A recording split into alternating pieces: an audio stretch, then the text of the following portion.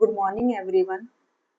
आज हम एग्ज़ाम से रिलेटेड कुछ टिप्स की बात करने वाले हैं, क्योंकि बहुत बार क्या होता है, जब भी मैं क्लास में जाती हूँ तो मेरे स्टूडेंट्स पूछते हैं कि मैम कैसे पढ़ाई करें ताकि हमको याद रहे। हम पढ़ते तो बहुत है पर याद कुछ भी नहीं रहता है।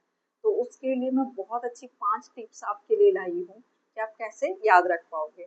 तो सबसे पहले क्या होता है कि एग्जाम आने वाली होती है तो हमको क्या होने लगता है, स्ट्रेस होने लगता है, एंग्जाइटी होने लगती है एग्जाम से रिलेटेड।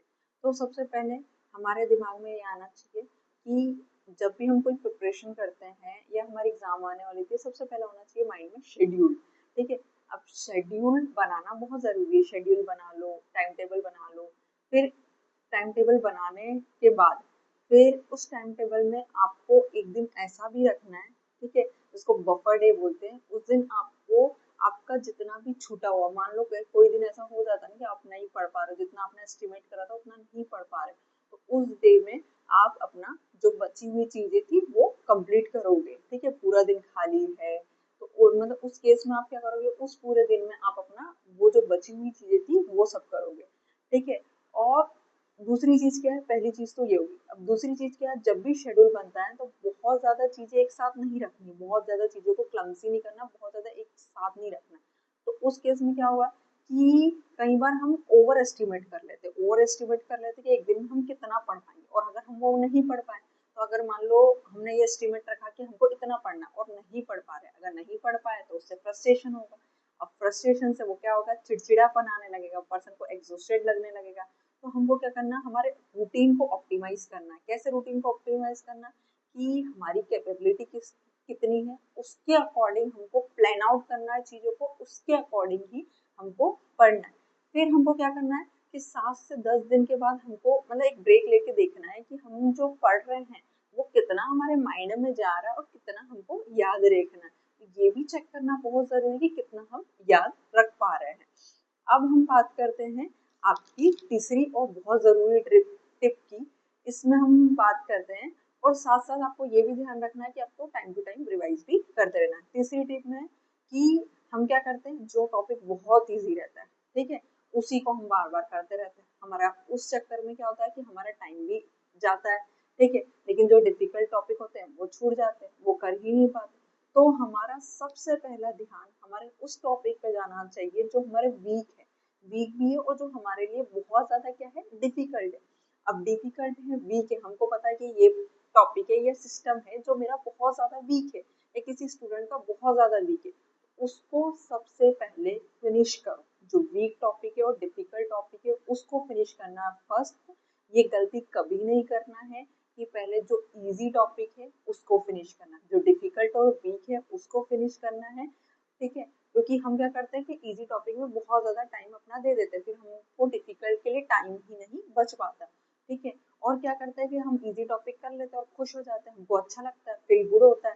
ठीक है, तो उस वजह से क्या होता है कि हमारे डिफिकल्ट टॉपिक कवर ही नहीं हो पाते, हम एग्जाम में लिख भी नहीं पाते। अगर मान लो उस डिफिकल्ट टॉपिक से कुछ क्वेश्चन आ गया तो हम एग्जाम में लिख ही नहीं पाएंगे।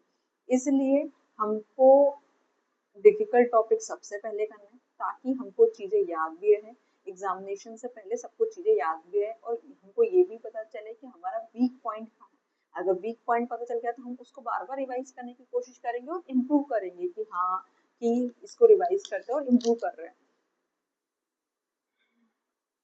और मेरे को फिर क्या होगा कि मुझे ये भी तो चिंता नहीं रहेगी ना, what I do not know and I am more worried, और जो मैं नहीं जानता उसी चीज को लेकर मैं चिंतित हूँ। तो एग्जाम में वो चीज अगर आ गई तो फिर तो दिक्कत हो गई, तो फिर लिखना ही पॉसिबल नहीं है कि उसके बारे में आप लिख पाओगे। तो उस चीज के चक्कर में to avoid that, eat the big dish first.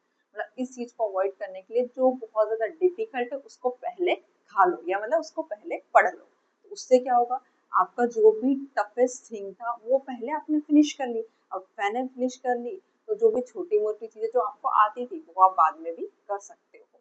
ठीक है, फिर ये है मतलब लास्ट के 2 पॉइंट और बचे हैं, उसमें है कि आपको हफ्ते में, वीक में आपको एक दिन ऐसा निकालना है जिस दिन आप मेडिटेशन करो, आप जो आपको पसंद है खेलने में वो कुछ करो। ठीक है, और मेडिटेट करने के साथ स्लीप प्रॉपर लो। अगर मान लो नींद प्रॉपर नहीं होती, किसी की सुबह होता है ना कि सुबह उठे नींद प्रॉपर नहीं हुई तो पढ़ाई पे कंसंट्रेट नहीं करना, पूरे दिन नींद लग रही, तो इसलिए स्लीप होना भी बहुत जरूरी है। इसलिए 8 घंटे की 7 घंटे की स्लीप होना भी बहुत जरूरी है। अगर स्लीप नहीं होगी तो फोकस नहीं होगा, फोकस नहीं होगा तो पढ़ाई पे कंसंट्रेशन नहीं होगा। ठीक है, फिर आता है कि मान लो एग्जाम आने वाली है।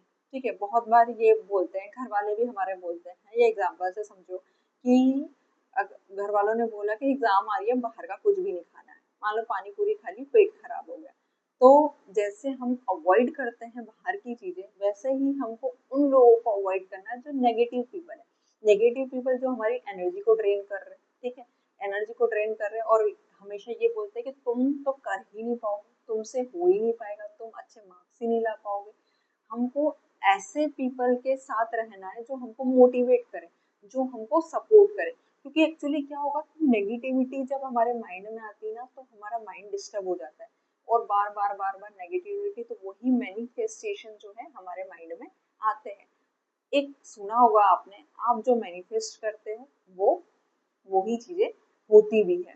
तो इसलिए ये इम्पोर्टेंट है कि जितने भी नेगेटिव पीपल है उनको हटाओ अपनी लाइफ से। ठीक है, और जो भी पॉजिटिव है, आपके सपोर्टर है, आपके मोटिवेटर है, उनको अपनी लाइफ में रखो ताकि वो आपको स्टडीज के लिए मोटिवेट कर पाए। और आप क्या कर सकते हो जिससे आप एक मतलब ऐसा रूटीन भी बनाओ कि मान लो कुछ चीजें पढ़ ली, पढ़ने के बाद उसको रिवाइज करने का भी टाइम टेबल रखो कि वीक में, हफ्ते में एक बार रिवाइज कर लिया वो टॉपिक को, या मंथ में एक बार रिवाइज कर लिया, या 2-3 बार रिवाइज कर लिया। क्योंकि एक्चुअली पढ़ तो सब लेते हैं, लेकिन उसका रिविजन होना भी बहुत इंपॉर्टेंट है। अगर रिविजन नहीं हुआ तो ऑब्वियसली बात है भूलेगा, कब तक कोई चीजें हमारी मेमोरी में स्टोर रहती है कि वो कहीं ना कहीं बाद में कहाँ चली जाती है, सबकॉन्शियस माइंड में चली जाती है। तो ये चीजें, टिप्स और ट्रिक जो आप अपने रूटीन लाइफ में फॉलो कर सकते हैं कि आपको पढ़ाई कैसे करनी है, आपको कैसे आपके मार्क्स इंप्रूव करने हैं, जो कि बहुत इम्पोर्टेंट है आपकी स्टडीज के लिए। Thank you so much.